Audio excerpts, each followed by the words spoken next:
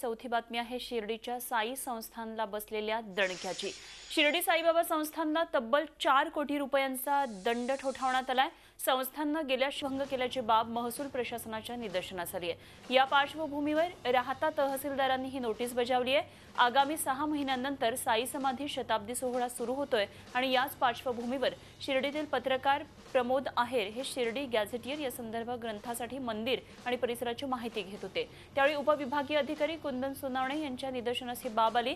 त्यानंतर संस्थांच्या ताब्यातील विशेषतः मंदिर आणि परिसरातल्या मोफत सर्व्हे क्रमांक 1 मधील अनेक जागांचं हस्तांतरण अनधिकृतपणे झाल्याचं समोर आलंय। ही जागा नियमानुकूल करण्यासाठी सरकारकडे मूल्यांकनाच्या 75% म्हणजे 4 कोटी जमा करणं आवश्यक आहे। याबाबत 7 दिवसांमध्ये खुलासा करा, अन्यथा कायदेशीर कारवाई करण्यात येईल असा इशारा या नोटिशीतून देण्यात आलाय।